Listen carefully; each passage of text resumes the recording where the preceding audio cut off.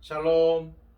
하나님을 예배하는 이 수요일 저녁 예배하기 위하여 예배 자리에 앉은 여러분들을 축복합니다. 이 예배를 통해서 하나님의 은혜와 또한 말씀을 통한 감격이 여러분 가운데 충만하시기를 소망합니다. 기도하겠습니다.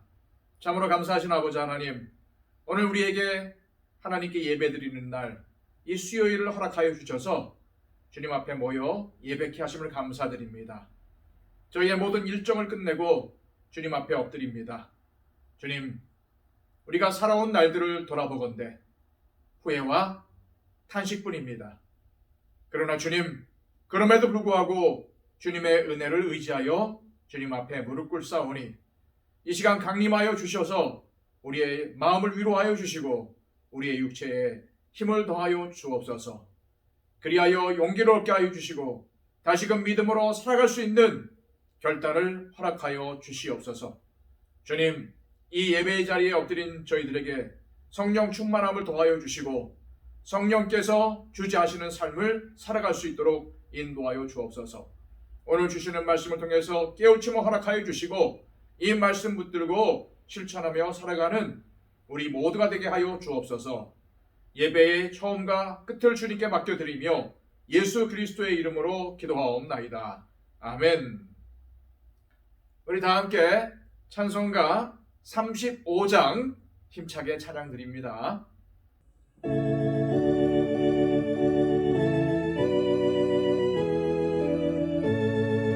큰 영광 오신 주 이곳에 오소서. 이 모인 자들로 주 백성 삼으사 그 중에 항상 계시고 그 중에 항상 계시고 큰 영광 나타내소서. 이 백성 기도와 또 예물 드림이 향내와 같으니 또 받으옵소서. 주 예수 크신 복음을 주 예수 크신 복음을 만 백성 듣게 하소서. 또 우리 자손들 다 주를 기리고 저 성전돌같이 긴하게 하소서. 주 구원하신 능력을 주 구원하신 능력을 늘 끝날까지 주소서. 주 믿는 만민이 참 진리 지키며 예 성도들 같이 주 찬송하다가 저 천국 보좌 앞에서 저 천국 보좌 앞에서 늘 찬송하게 하소서.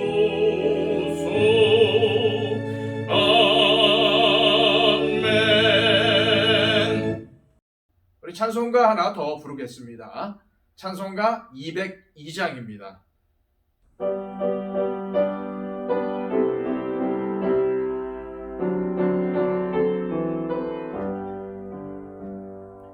하나님 아버지 주신 책은 귀하고 중하신 말씀일세. 기쁘고 반가운 말씀 중에 날 사랑한단 말 참무도다. 주께서 나를 사랑하니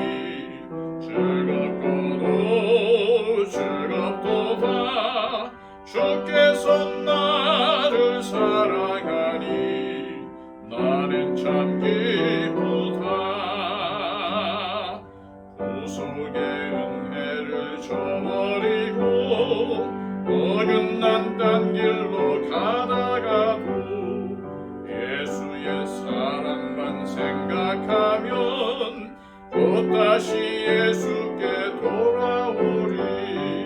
주께서 나를 사랑하니 즐겁고도 즐겁도다. 주께서 나를 사랑하니 나는 참 기쁘다. 구주의 영광을 바라보며 예수의 이름을 찬양하리. 영원히 찬양할 나의 노래. 예수의 이름이 귀하도다. 주께서 나를 사랑하니 즐겁고도 즐겁도다. 주께서 나를 사랑하니 나는 참 기쁘다. 주 예수 날 사랑하시오니 나 또한 예수를 사랑하니. 날 구원하시려 내려오사 십자가 위에서 죽으셨네. 주께서 나를 사랑하니 즐겁고도 즐겁도다. 주께서 나를 사랑하니 나는 참 기쁘다. 주 예수 날 사랑하시오니 마귀가 놀라서 물러가니. 주 나를 이렇게 사랑하니 그 사랑 어떻게 보답할까. 주께서 나를 사랑하니 즐겁고도 즐겁도다. 주께서 나를 사랑하니 나는 참 기쁘다. 이 시간 우리에게 주시는 하나님의 말씀은 신약성경 마가복음 6장 1절에서 6절까지의 말씀입니다. 신약성경 61쪽을 참조하십시오. 하나님의 말씀입니다. 예수께서 거기를 떠나사 고향으로 가시니 제자들도 따르니라. 안식일이 되어 회당에서 가르치시니 많은 사람이 듣고 놀라 이르되 이 사람이 어디서 이런 것을 얻었느냐. 이 사람이 받은 지혜와 그 손으로 이루어지는 이런 권능이 어찌 됨이냐. 이 사람이 마리아의 아들 목수가 아니냐. 야고보와 요셉과 유다와 시몬의 형제가 아니냐. 그 누이들이 우리와 함께 여기 있지 아니하냐 하고 예수를 배척한지라. 예수께서 그들에게 이르시되 선지자가 자기 고향과 자기 친척과 자기 집 외에서는 존경을 받지 못함이 없느니라 하시며 거기서는 아무 권능도 행하실 수 없어 다만 소수의 병자에게 안수하여 고치실 뿐이었고 그들이 믿지 않음을 이상히 여기셨더라. 아멘.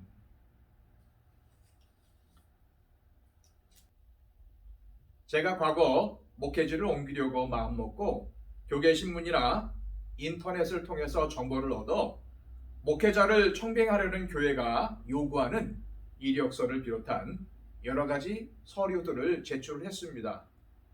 그리고 나서 이제나 저제나 교회에서 연락 오기를 손꼽아 기다렸죠. 그런데 얼마의 시간이 흘러서 지원한 교회 이름으로 문자가 한 통 오더군요. 그 문자의 내용은 이러했습니다. 먼저 우리 교회에 청빙에 지원해 주셔서 감사합니다. 그러나 목사님과 함께 사역할 수 없음을 알려드리게 되어 무척 죄송스럽게 생각합니다. 목사님의 앞날에 하나님의 인도하심이 있기를 기도드립니다.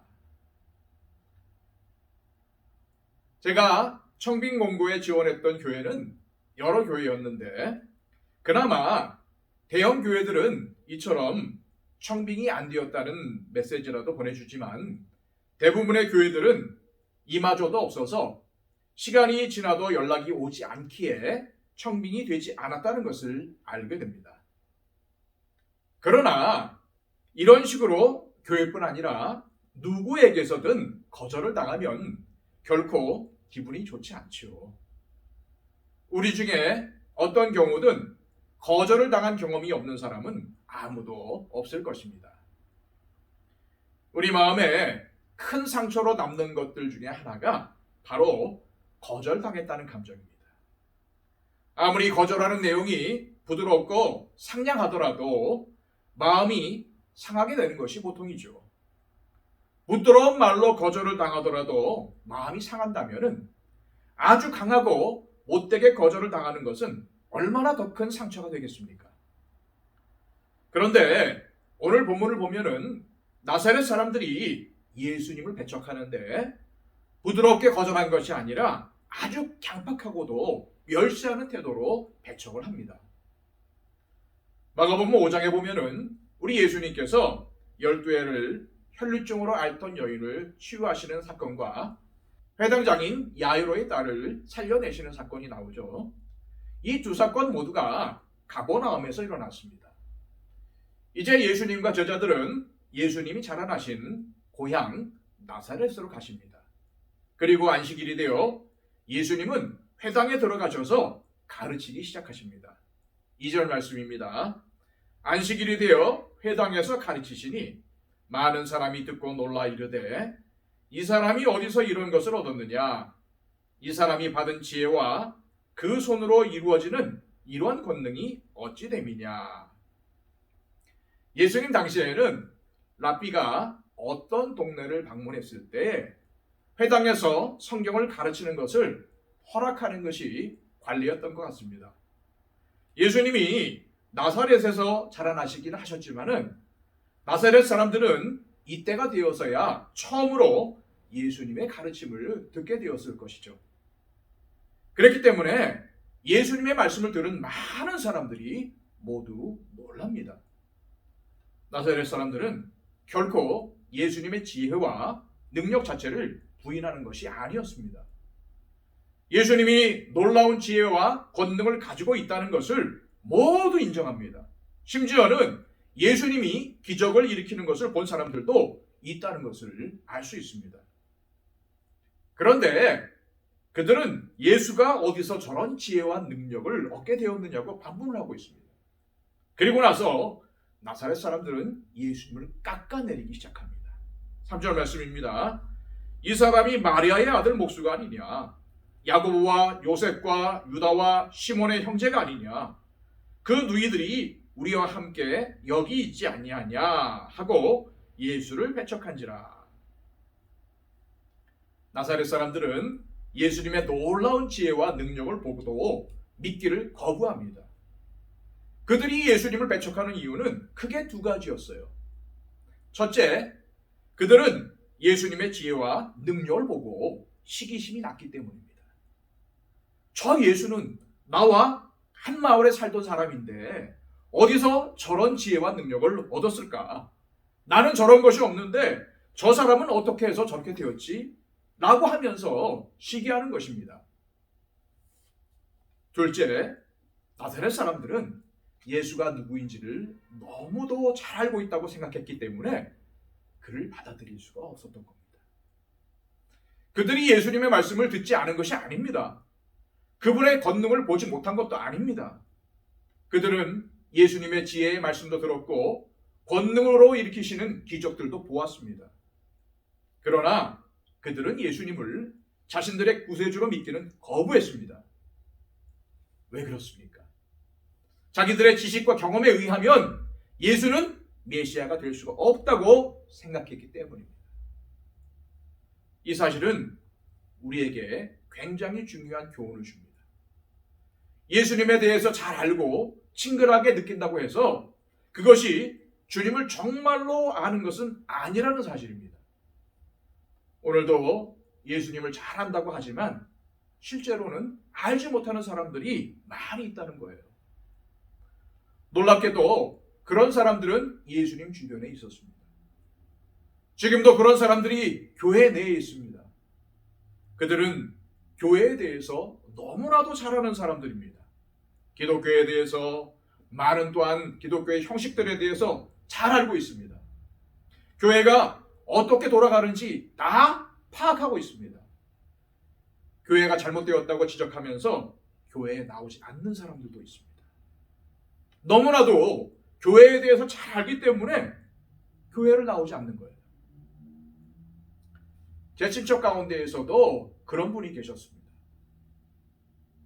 몇 년 전에 잘 있다가 돌아가셨지만 예수님을 모르던 당시에는 교회 얘기만 나오면은 일단 눈빛이 바뀌고 입에 거품을 물면서 독설과 비방을 퍼부어댑니다. 그런 분들의 말 중에 맞는 말도 있죠. 그러나 그들은 교회의 잘못된 부분만을 보다가 정작 교회의 머리 대신 예수님을 만나지 못한 것입니다. 교회는 결코 완전한 곳이 아닙니다. 왜냐하면 죄인들이 모인 곳이기 때문이죠. 그러나 그냥 죄인들이 아니라 자신이 죄인인 줄 아는 사람들이 모인 곳이 바로 교회입니다. 주님의 용서를 받은 사람들이 모인 곳이 바로 교회입니다. 그런데 방금 말한 그런 사람들에게 무엇이 문제일까요? 그들은 예수님을 진정한 의미에서 알지 못하고 있습니다. 자기 생각에 교회를 잘 안다고, 기독교를 잘 안다고 생각하지만 사실은 제대로 알지 못합니다. 진짜 핵심과 본질이 아닌 겉모습만을 아는 것이죠. 하지만 이 시간 예배드리는 여러분들은 예수님을 구세주로 믿고 따르는 줄 믿습니다. 그런데 주의해야 할 것은 주님을 믿을 때 내 생각으로 믿어서는 안 된다는 겁니다. 많은 그리스도인들이 성경에서 말하는 주님의 뜻을 찾고 그대로 행하기보다는 내 신앙생활의 경험에 의하면 이렇다, 내 생각에는 이렇다, 내가 느끼기에는 이렇다, 우리 교회의 전통에 의하면 이렇다 하면서 잘못 믿는 경우가 많이 있습니다. 하나님의 말씀보다 자신의 체험이나 감정이나 생각이나 전통이 앞서는 때가 너무나도 많다는 것입니다. 구약 사사기를 보면은 이스라엘 백성들이 하나님을 떠나서 죄를 지으니까 하나님께서 이방 민족들을 보내셔서 이스라엘 백성들을 괴롭힙니다. 이에 이스라엘 백성들이 하나님께 부르짖고 하나님께서 사사들을 보내주셔서 구원해 주시죠. 그런데 그 이후에는 믿음으로 잘 살면 되겠는데 또다시 죄를 짓고 또 다른 민족들이 와서 괴롭히고 이스라엘이 또 살려달라고 하나님께 기도하고 하나님이 또 사사를 보내셔서 구원해 주시는 그러한 내용들이 반복되는 것이 바로 사사기입니다. 그런데 그 사사기의 결론이 무엇인지 아십니까? 그때는 이스라엘의 왕이 없었으므로 사람들은 저마다 자기의 뜻에 맞는 대로 하였다.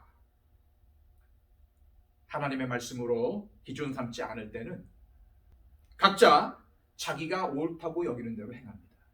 그러니까 주님의 복음이 아니라 내가 복음으로 살아간다는 말입니다. 그러나 그것은 극도의 혼란을 가져올 뿐입니다. 왜 그럴까요? 각자 자기 마음대로 살기 때문입니다.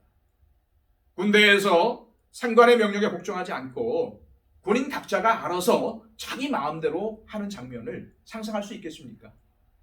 만약 그런 군대가 있다면 그런 군대는 백전백패일 것입니다. 우리 믿음의 사람에겐 그 어떤 것도 아닌 하나님의 말씀이 가장 우선되어야 합니다. 하나님의 말씀 중심으로 살아갈 때에 우리는 제대로 된 인생을 살 수가 있는 것이죠. 하나님 말씀 중심으로 살아갈 때에 각자 개성이 강한 우리가 하나가 될 수 있습니다. 그러므로 성경이 말씀하시는 대로의 정신이 필요합니다. 성경에서 하라면 하고 하지 말라고 하면 하지 않는 것입니다. 나사렛 사람들은 자신들이 예수님을 너무나도 잘한다고 생각했기 때문에 그를 받아들이지 않았습니다. 자신을 배척하는 것을 보신 예수님은 어떻게 반응하십니까? 4절과 5절 말씀입니다.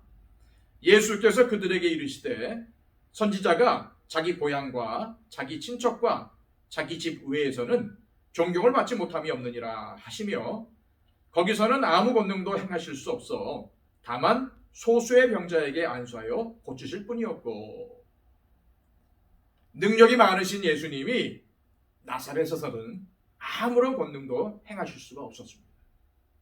물론 예수님께서 권능을 행하실 수 없었다는 말은 주님의 능력이 모자라서 그런 것이 아닙니다.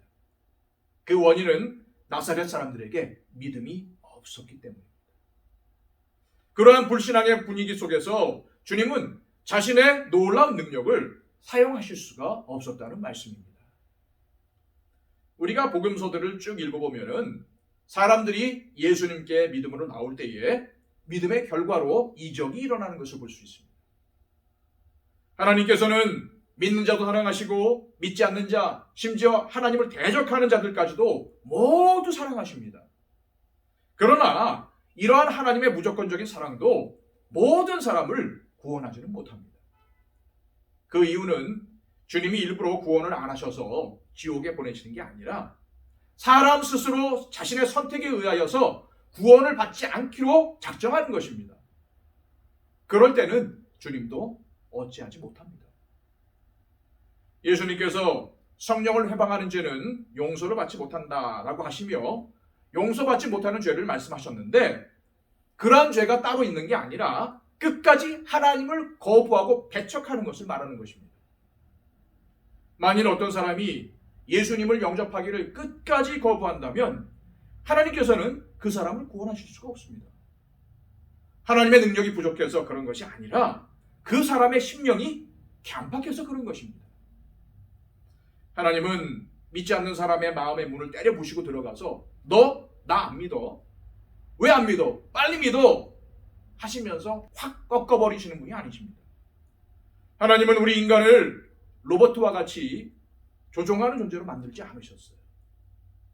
자유의지를 주셔서 스스로 자신의 의지로 하나님께 영광을 돌리도록 하셨습니다. 왜 그럴까요? 강요된 것은 사랑이 아니기 때문입니다. 그러니까 본인이 거부하면 하나님과는 상관없는 삶을 살 수밖에 없는 겁니다. 여러분, 혹시 일이 잘 안 풀릴 때 하나님을 원망하십니까? 불평하십니까? 그럴 때 나 자신을 돌아보면서 혹시 내가 믿음으로 나가고 있는지를 점검해 봐야 합니다. 하나님께서 이미 은혜와 사랑을 베푸셨는데도 내가 믿음으로 반응하지 않아서 그런 건 아닌지 살펴보아야 합니다. 예수님께서 사람들에게 이적을 베푸실 때는 언제나 주님의 능력과 사람들의 믿음이 함께 작용했습니다. 예수님께서 아주 많이 하신 말씀이 이겁니다. 네 믿음이 너를 구원하였느니라. 주님은 우리를 사랑하십니다. 주님에게는 놀라운 능력도 있으십니다. 그러나 우리의 믿음에 반응이 없다면 아무런 일도 일어나지 않습니다. 믿음이 없으면 이적도 없습니다. 그래서 예배 때마다 믿음의 결단을 해야 된다는 말씀입니다. 아무리 은혜를 많이 받아도 소용이 없습니다. 거기에 내가 믿음으로 어떠한 결단을 내리고 나가느냐에 달려있는 것입니다. 오늘 2절 말씀을 보시면 예수님께서 나사렛에서 이미 기적을 베푸셨음을 알 수가 있습니다. 그래서 나사렛 사람들이 그 손으로 이루어지는 이런 권능이 어찌 됨이냐라고 말한 거죠. 그러나 나사렛 사람들이 예수님을 거부하고 예수님께 대한 믿음을 가지지 않았기 때문에 주님은 나사렛에서 더 이상 아무런 권능도 행하실 수가 없었던 것입니다. 그런데 그러한 적대적인 상황 속에서도 치유를 받은 사람들이 있었어요. 다만 소수의 병자에게 안수하여 고치실 뿐이었고, 대부분의 나사렛 사람들이 예수님을 배척했지만 거기에도 예수님을 신뢰하는 소수의 사람들이 있었습니다. 그 결과 그들은 치유를 받을 수가 있었던 것이죠. 우리는 바로 이 점을 주목해서 볼 필요가 있습니다. 이 사건은 우리가 초점을 맞춰야 할 분은 오직 예수님이라는 사실을 알려줍니다. 다른 사람이 아니라 예수님입니다. 다른 사람들은 예수님을 거부하고 배척했습니다. 나사렛 마을의 분위기는 험악했습니다. 그러나 그럴 때도 다른 사람들이 어떠하든 예수님을 믿음으로 받아들이고 그분 앞에 나와 치유를 받은 사람들이 있었다는 것을 명심해야 합니다. 많은 사람이 자신의 뜻대로 일이 되지 않으면 다른 사람 탓을 합니다.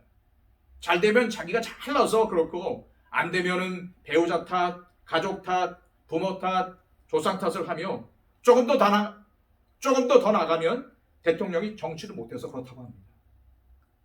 그러나 상황이 아무리 나쁘고 다른 사람들은 다 잘못된 방향으로 가는 때라도 내가 주님을 향해서 온전히 나아간다면 주님의 도우심의 손길이 내 삶에 일어나는 줄로 믿습니다. 나사렛 사람들은 예수님의 가르침과 권능에 놀랬지만 예수님도 그들을 보고 놀라셨습니다. 6절 말씀입니다. 그들이 믿지 않음을 이상히 여기셨더라. 이에 모든 촌에 두루 다니시며 가르치시더라. 여기서 이상히 여기셨다는 말은 놀라셨다는 말입니다. 예수님이 무엇에 놀라셨나요? 나사렛 사람들의 믿지 않는 것을 보고 놀라셨습니다. 그리고 예수님은 나사렛을 떠나서 다른 마을들을 두루 다니시면서 가르치셨어요. 나사렛 사람들의 불신앙은 예수님으로 하여금 그곳에서 기적을 행하지 못하도록 만들었고 자신들을 떠나도록 만들었던 겁니다. 예수님을 신뢰하지 않는 불신앙은 주님께서 우리를 위해 아무 기적도 행하실 수 없도록 만듭니다. 그리고 주님을 놀라게 만들 것입니다. 이것은 아주 단순한 진리입니다. 주님을 신뢰하면 놀라운 일들을 보여주십니다. 그러나 주님을 신뢰하지 않으면 아무런 기적도 일어나지 않게 됩니다. 저는 우리 교회가 주님을 신뢰하며 주님이 원하시는 일들을 감당하는 교회가 되기를 원합니다. 만일 우리가 주님이 원하시는 일에는 관심이 없이 우리가 좋아하는 것만 하고 우리가 편안해지는 것만 한다면 주님은 우리 가운데서 아무런 이적도 행하실 수가 없게 될 것입니다. 그리고 다른 곳으로 가셔서 주님을 신뢰하는 다른 사람들을 사용하셔서 놀라운 일들을 일으키실 것입니다. 어떤 사람이 등산을 하다가 절벽에서 떨어지게 되었는데 간신히 나뭇가지를 잡고 버텼습니다. 그가 다급하게 위를 향해서 외칩니다. 위에 아무도 없습니까? 그러자 위에서 소리가 들렸어요. 나는 하나님이다. 내가 여기 있다. 너는 나를 믿느냐? 주님, 믿습니다. 정말 믿습니다. 그런데 손에 힘이 빠져서 오래 못 버티겠습니다. 빨리 구해주세요. 네가 정말 나를 신뢰한다면 아무런 걱정할 필요가 없다. 내가 구해주겠다. 이제 네가 잡고 있는 그 나뭇가지를 놓아라. 그러자 이 사람은 잠시 고민하더니 다시 외칩니다. 거기 또 다른 분 없습니까? 웃기는 이야기지만 이런 경우도 있다는 것입니다. 주님만 믿고 신뢰하며 따라가야 되는데 다른 건 없나? 나를 도와줄 다른 사람은 없나 찾습니다. 여러분, 믿음이란 무엇입니까? 저명한 인도 선교사이신 스탠리 존스가 이런 말을 했어요. 믿음이란 당신이 하나님을 붙드는 것이 아니라 오히려 하나님께서 당신을 붙드신다는 것. 그가 당신을 놓지 않으실 것을 받아들이는 것이다. 성 어거스틴도 말했습니다. 믿음이란 보지 못하는 것을 믿는 것이다. 그리고 이 믿음에 대한 상급은 믿은 것을 보게 되는 것이다. 이러한 믿음과 순종이 저와 여러분에게 가득하여서 우리의 삶이 날마다 하나님의 놀라운 기적의 현장이 될 수 있기를 간절히 소망합니다. 기도하겠습니다. 하나님 감사합니다. 오늘 마가복음의 말씀을 통해서 예수님을 거부한 사람들, 예수님을 배척한 사람들을 보게 됩니다. 그들의 불신앙의 결과가 어떠했는지 저희들은 말씀을 통해서 알 수 있었습니다. 예수님은 그들을 위해서 아무런 이적도 행하지 않으셨고 그들을 떠나 다른 마을에 가서 이적을 행하셨던 것을 볼 수 있었습니다. 하나님, 우리의 마음속에 이러한 불신앙은 없습니까? 주님을 거부하고 배척하며 내 마음대로 내 뜻대로 행하고 있지는 않습니까? 그럼에도 불구하고 주님을 원망하며 또한 불평하고 있지는 않습니까? 주님, 우리에게 믿음을 더하여 주옵소서. 성 어거스틴이 말씀하신 것처럼, 스탠리 존스 선교사가 말씀하신 것처럼 저희들 믿음의 귀한 삶을 살기를 원합니다. 이 믿음의 행위, 믿음이 행위로 나타나고 또한 우리 행위가 믿음이 되는 그러한 역사가 우리의 삶 가운데 넘치게 되게 하여 주시고, 사람들을 보는 것이 아니라 예수님께 초점을 맞추어서 예수님만 바라볼 수 있는 믿음을 더하여 주옵소서. 예수 그리스도의 이름으로 기도하옵나이다. 아멘.